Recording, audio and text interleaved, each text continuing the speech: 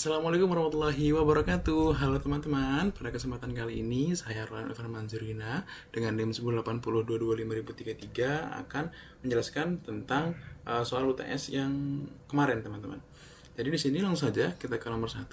Di nomor 1 sudah terdapat soal yang dimana dibuat sebuah grafik partikel titik bergerak sepanjang sumbu Y, yang dimana nanti ini ditanyakan adalah gambar grafik kecepatan dan percepatan terhadap waktu. Terus yang kedua, tentukan posisi kecepatan dan percepatan partikel pada T sama dengan 2 detik. Dan yang ketiga, dari grafik kecepatan terhadap waktu, tentukan jarak yang ditempuh partikel pada saat berpindah dari titik T sama dengan 0 detik ke T sama dengan 8. Baik, yang pertama kita akan ke nomor 1 dulu ya, yang menggambarkan grafik kecepatan dan percepatan terhadap waktu. Jadi teman-teman, grafiknya sendiri dia punya sumbu Y dan juga sumbu T, yang dimana sumbu Y ini adalah meternya dan T ini adalah secondnya atau waktunya. Nah, benda itu bergerak dari sini teman-teman. Dia bergerak dari sini naik ke atas, kemudian di atas itu dia bergerak lagi dalam waktu 8 detik dari 4 ke 8. Jadi dari 0 dia bergerak 4 detik ke atas, kemudian 4 detik ke 8 detik dia itu bergerak konstan dan turun lagi 8 detik. Nah, jadi teman-teman, ini sudah saya gambarkan grafiknya, yang dimana grafik pertama ini grafik pertama, yang ini adalah grafik kedua. Di grafik pertama ini dia terjadi percepatan. Kenapa ada percepatan? Jadi X itu sama dengan XO ditambah dengan VT. Karena dia naik, jadi dia plus teman-teman. Dan yang kedua ini adalah grafik kecepatan, yang dimana V-nya itu konstan, karena bendanya itu bergeraknya lurus. Jadi bendanya itu diam, tapi dia bergerak. Nah, di nomor 1 ini kita menggunakan konsep yaitu adalah GLB atau gerak lurus beraturan, karena dia geraknya lurus teman-teman. Nah, jadi di GLB ini kita sudah mengetahui yaitu adalah grafik kecepatan dan juga percepatannya. Grafiknya seperti ini. Jadi dia itu grafik percepatannya ketika dia naik dari titik ini, dari titik 5. Dari titik 5 dia naik ke titik 10. Kemudian kecepatannya itu adalah ketika dia konstan ya. Dia konstan di 10. Nah, seperti itu teman-teman. Lalu setelah itu di sini kita lanjut ke bagian B, yang di bagian B itu adalah posisi kecepatan dan percepatan partikel pada T sama dengan 2 detik. Di sini kita sudah ketahui bahwa kecepatannya itu rumusnya adalah Y min YO sama dengan T. Yang dimana Y-nya itu nanti adalah dari ketika bendanya itu berada dalam posisi diam atau ketika dia mengalami kecepatan konstan. Itu kita masukkan Y, yang dimana berarti Y-nya adalah 10. Y-nya adalah 10 dan YO-nya adalah 5, atau dimana benda itu mulai bergerak. Kita bagi dengan waktunya 4 di sini, karena kenapa 4? Karena di sini 4 adalah penunjuk waktu atau second yang menunjukkan bahwa benda itu mencapai puncak di atas ini teman-teman. Jadi puncaknya itu di 10. Sehingga kita bagi dengan 4, hasilnya adalah 1,25. Kemudian kita akan mencari posisi. Nah, posisi itu rumusnya adalah Y sama dengan UT tambah YO atau Y0, yang dimana UT-nya sendiri adalah 5 per 4, 5 per 4 T ditambah dengan 5. Nah, kemudian percepatannya itu menggunakan GLB, maka percepatannya A sama dengan 0. Karena dia gerak lurus beraturan, jadi dia itu tidak punya percepatan teman-teman, jadi dia itu konstan ya. Jadi percepatannya adalah 0. Kemudian kita lanjutkan ke C, T itu sama dengan 0, dan kita mengetahui bahwa T-nya di sini ketika dia mencapai dalam posisi akhir diam, ketika dia akan meluncur ke bawah, dia itu adalah 8 sekon. Nah, kemudian kita mengetahui juga di sini adalah delta Y sama dengan 5, delta T sama dengan 4. Lalu delta Y ini maksudnya adalah ketika benda itu mulai bergerak, dia dimulai dari Y, dari sumbu Y di 5, dan ketika benda itu mulai bergerak, dia memulai ketika benda itu mencapai titik tinggi di titik 10, dia itu dalam posisi 4 second. Dan V-nya udah kita cari tadi adalah 1,25. Yang nantinya tinggal kita masukkan ke rumus, yaitu ini dalam mencari jarak ya, jarak yang ditempuh.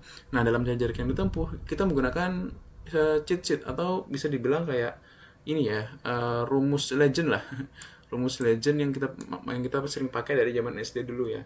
Jadi di sini kita mencari jarak. Ketika kita mencari jarak, maka kita akan mengkalikan K dengan dikali W, yaitu di sini dalam gambar soalnya adalah V dikali T, yang dimana 1,25 dikali 4, yang jaraknya adalah 5 meter.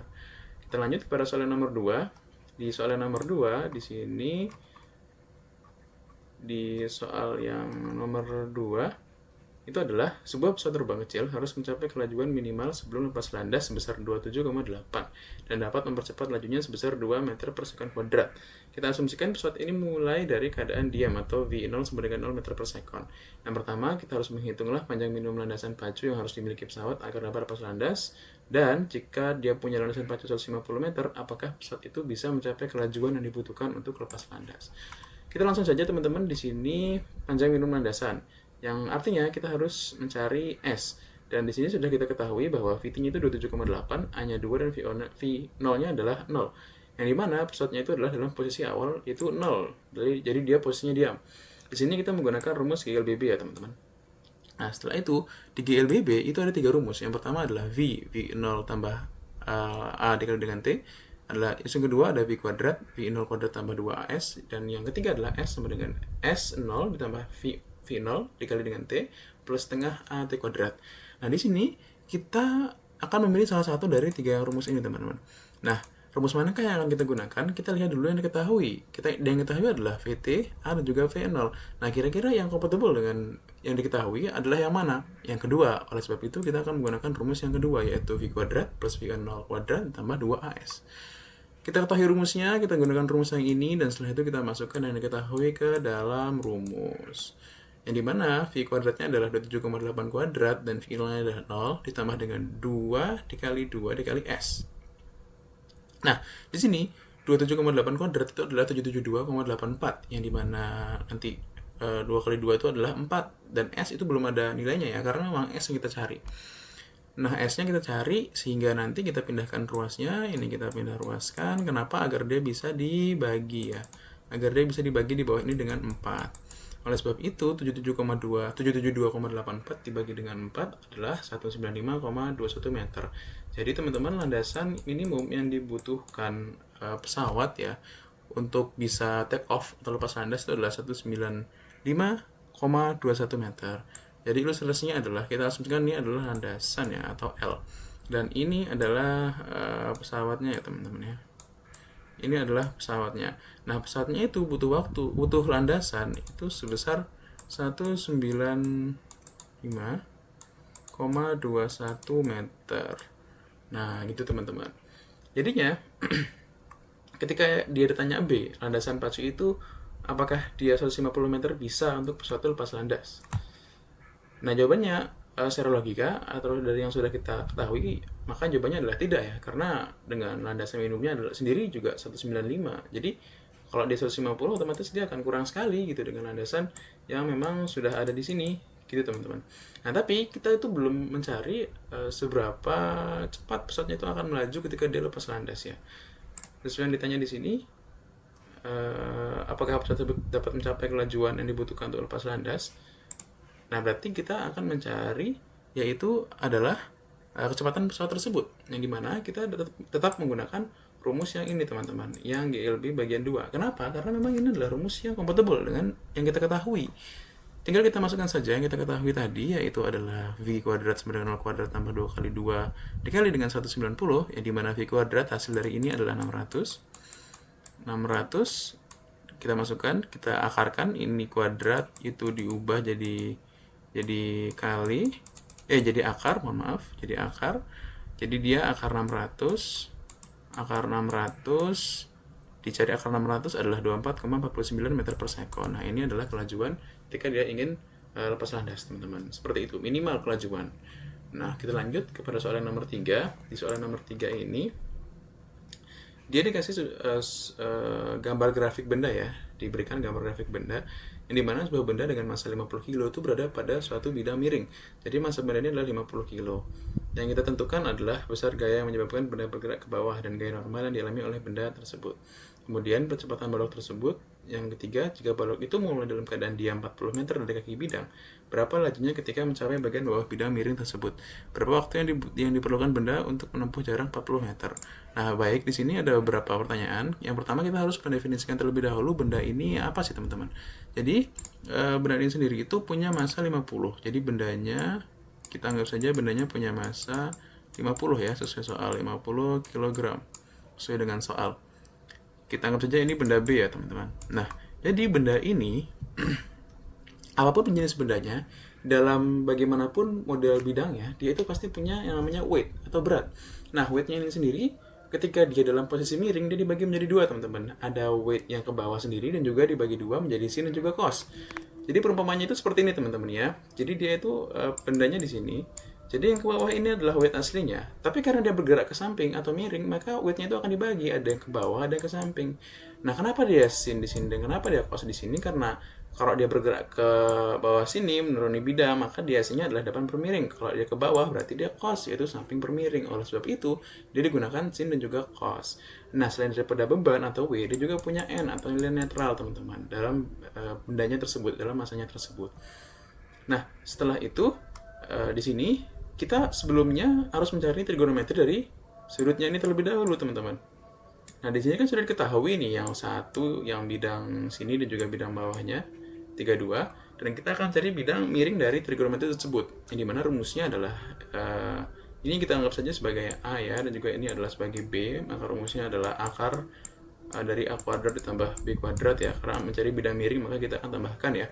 Nanti hasilnya sendiri adalah 40, teman-teman. Karena di hasilnya 40, di sini kita bisa bagi yang keseluruhan ini, yang diketahui itu dengan 8. Kenapa? Karena untuk mempermudah perhitungan.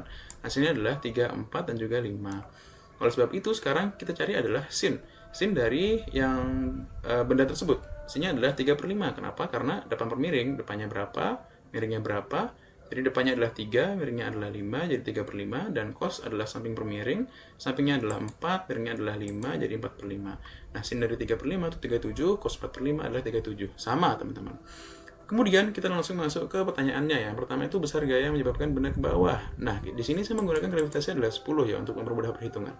Dan ini rumusnya adalah W sin theta, yang dimana mg sin theta itu sama dengan 50 kali 10 sin 37. Kita masukkan saja rumus yang diketahui di sini, kemudian kita masukkan perhitungan dari sin ini ke dalam rumus, jadinya 300 Newton. Kemudian kita perlu mencari gaya normalnya dulu, teman-teman. Jadi gaya normalnya itu adalah sigma dari Fy sama dengan n min berat cos theta. Jadi n-nya nanti sama dengan dipindah ruaskan. Ini dipindah ruaskan ke sini, jadinya 50 kali 10 dikali 4/5. Hasilnya adalah 400 Newton. Kita lanjut ke bagian B, yaitu percepatan balok. Nah, di percepatan balok kita menggunakan rumus sigma fx, yang dimana sigma fx punya rumus m dikali a. Sigma fx tadi itu kita sudah mengetahui bahwa rumusnya adalah 300 ya, 300 Newton. 300 Newton kita masukkan ke sigma f, kemudian setelah itu m-nya adalah 50 karena masanya adalah 50, dan a-nya belum diketahui karena a yang ditanya. Ini ditanya adalah a. A-nya adalah 300 dibagi 90. 300 dibagi dengan 50 ya. Hasilnya adalah 6 M per S. Oke, lanjut ke yang ketiga ya, adalah laju ketika mencapai bagian bawah bidang miring. Jadi S-nya sama dengan 40 dari keadaan diam. Nah, S-nya adalah 40 dari keadaan diam. Jadi bendanya diam itu S-nya adalah 40. 40 meter ya di sini. Ya, 40 meter dari kaki bidang. Kemudian setelah itu kita masukkan ke dalam rumus V kuadrat. Lagi-lagi kita menggunakan rumus GLBB yang tadi ya, teman-teman ya. Karena itu sangat mudah teman-teman untuk digunakan. Jadi di sini hasilnya adalah V, kita akarkan karena dia pindah ruas. Jadinya 0 kuadrat ditambah 26 kali 40, hasilnya ada 21,90 meter per sekon. Dan yang terakhir adalah waktu tempuh dengan jarak 40 meter dalam keadaan diam. Nah, di sini waktu tempuh berarti kita menggunakan rumus 5 sama dengan setengah AT kuadrat, yang dimana ditanya adalah T kuadratnya sendiri. T kuadratnya berarti kita pindah ruaskan, ini ke sini, otomatis 5 kali 2 per A. Nah, 5 kali 2, ini S teman-teman. S kali 2 per A. Nah, S-nya sendiri itu sama dengan 40. S-nya adalah 40. Jadi 40 kali 2 per A, hasilnya adalah 80 per 6. Yang dimana hasil akarnya 3,655. Oke, baik. Kita lanjut selanjutnya ke yang nomor 4, teman-teman. Di sini nomor 4 kita punya soal kalau ada roller coaster yang dimana di sini diasumsikan bahwa bukitnya adalah 40 ya, tanpa gesekan. Yang dimana dia itu keadaan diam dulu di puncak dengan gravitasinya 9,8 meter per sekon. Yang ditanya adalah kecepatan roller coaster di dasar bukit sama pada ketinggian berapa roller coaster memiliki setengah dan kecepatan. Asumsinya ia sama dengan 0 di dasar bukit. Baik, kita langsung ke penjabarannya terlebih dahulu. Jadi penjabarannya adalah EM awal itu sama dengan EM akhir. Yang dimana dengan EU itu sama dengan EK plus EP sama dengan K plus V. Nah, sebelumnya itu kita harus mengetahui bagaimana sih sistem kerja atau sistem gaya yang ada pada roller coaster. Jadi ini adalah roller coaster A ini adalah roller coaster B, dan ini adalah roller coaster C. Jadi ketika dia roller coaster A, itu dia terjadi energi potensial. Kenapa? Karena dia diam atau tidak ada energi kinetik. Tidak ada gerak. Jadi dia itu dalam kondisi diam, benar-benar berhenti. Kemudian ketika dia di bawah, di bukit, itu terjadi energi kinetik. Kenapa? Karena dia itu bergerak, teman-teman. Kemudian ketika dia itu di atas, terjadilah energi kinetik juga potensial yang sama dengan tetap. Nah, dari energi kinetik juga potensial, ini diperolehlah persamaan rumus yang ini, teman-teman. Oke, lanjut ke soalnya. Yang pertama adalah hukum kekalan energi kecepatan roller coaster pada dasar bukit. Yang dimana hukumnya adalah EP sama dengan EK. Nah, EP ini persamaannya adalah mg kali H, dan EK adalah setengah mv kuadrat. Kita masukkan dalam rumus V kuadrat sama dengan 2G kali H, karena M-nya sendiri adalah 2 ya, teman-teman. Dan V-nya adalah akar dari 2 kali 10 dikali 40 sama dengan akar dari 800. Akar 800 itu adalah 28,28 M per S. Kita lanjut ke yang B adalah setengah dari kecepatan. Intinya adalah berapa ketinggian ketika roller coaster itu punya setengah dari kecepatan. Y-nya sama dengan 0. Baik, di sini rumus dari Y adalah E sama dengan mg plus setengah mv kuadrat. Jadi nanti itu rumusnya adalah EMB sama dengan EMC. Nah, ini adalah penjabaran dari rumus EMB dan juga EMC ya, teman-teman. Setelah kita jabarkan, kita akan menemukan rumus setengah kali mv kuadrat B ditambah mghc ditambah setengah mvc kuadrat. Nah, VC itu adalah VB kuadrat. Tinggal kita ubah aja nih VC-nya jadi VB kuadrat. Diperolehlah rumus setengah mvb kuadrat sama dengan mghc plus setengah m buka kurung VB per 2 kuadrat dari sini ya, teman-teman ya. Nah, setelah itu kita ketahui persamaannya, di sini kita masukkanlah angka-angkanya. Jadi yaitu sama dengan 1 per 293 V kuadrat per 4 sama dengan 3 kali 28 kuadrat per 8 kali 10. Yang dimana adalah 2352 per 80, hasilnya 29,4. Baik, teman-teman, di sini kita lanjut lagi kepada soal yang terakhir, yaitu dengan soalnya adalah benda M1 adalah 4 kilo. Kita anggap saja ini benda A, teman-teman ya. Benda A-nya 4 kilo, bergerak dengan kecepatan 15 meter per sekon ke kanan. Menumbuk benda lain, yaitu benda B, dengan 8 kilo. Beratnya 8 kilo ya, yang sedang bergerak ke kiri dengan laju 6 meter per sekon. Kalau misalnya tumbukan keduanya itu adalah lenting tidak lenting sama sekali, maka kecepatan masing-masing bola setelah menumbuk, setelah tumbukan. Jadi maksudnya di sini tidak lenting sama sekali, itu maksudnya adalah ketika dia menumbuk, ini ada ilustrasi ya, teman-teman ya. Jadi ketika dia menumbuk di sini, lenting itu kan artinya ketika terjadi tumbukan antara satu benda dengan benda yang lain, kedua bendanya ini akan kembali merenggang. Nah, itu namanya lenting. Ketika dia tidak lenting, berarti antara benda A atau bola A dengan bola B, dia itu akan menyatu. Jadi ketika ini terjadi tumbukan, maka dia akan menyatu, teman-teman, seperti ini. Dia tidak terpisah kembali, tidak terjadi gaya lagi di sini. Jadi dia langsung menyatu seperti itu. Nah, di sini makanya disebutkan bahwa ini tidak lenting sama sekali. Kita anggap ini benda A, dia melaju ke kanan, dan benda B melaju ke kiri. Dia menumbuk nih di tengah nih. Dia meledaklah di sini. Ketika dia meledak, nanti itu tidak lenting, jadi dia itu menyatu lah istilahnya bendanya tersebut. Di sini kita menggunakan hukum kekalan momentum ya. Rumusnya itu adalah M1 V1 ditambah M2 V2, yang dimana nanti M1 tambah M2 sama dengan V aksen. Nah, nanti V1 aksen sama dengan V2 aksen itu sama dengan 1 ms ke kanan. Kenapa dia bisa 1 ms? Dari perhitungan yang sudah kita lakukan di sini. Dari mana dapat angkanya? Dari yang diketahui di atas, teman-teman. Nah, oleh sebab itu, di sini setelah kita mengetahui angkanya, kita memperoleh hasil 60-48 sama dengan 12 V aksen. Nah, V aksennya sendiri, karena ini dikurangi hasilnya 12, maka 12 dibagi 12. Kenapa dia ke kanan? Karena hasil tumbukannya adalah ke kanan. Baik, kita lanjut ke bagian B, yaitu energi kinetik sebelum tumbukan. Yang ditanya adalah yang B, energi kinetik masing-masing bola sesudah dan sebelum tumbukan. Baik, di sini sebelum tumbukan itu EK-nya sama dengan setengah M1 V1 kuadrat sama dengan setengah dikali 4 dikali 15 kuadrat sama dengan 450 Joule. EK2-nya setengah M2 V2 sama dengan setengah dikali 8 dikali min 6 kuadrat sama dengan 144 Joule. Nah, setelah tumbukannya juga seperti ini, teman-teman. Sama juga, dia pakai EK1 setengah M1 V1 kuadrat sama dengan setengah kali 4 dikali dengan 1 pangkat 2 sama dengan ini 2 Joule. Dan nanti ketika dia EK2 aksen itu sama dengan setengah M2 dikali V2 aksen kuadrat sama dengan, tinggal dimasukkan aja ya, teman-teman, yang diketahui. Jadi setengah dikali 8 pangkat 2 dari 1, hasilnya adalah 4 Joule. Baik teman-teman, sekian dari saya penjelasan mengenai UAS. Jika ada kurangnya, mohon dimaafkan. Wabillahi taufiq wal hidayah. Assalamualaikum warahmatullahi wabarakatuh.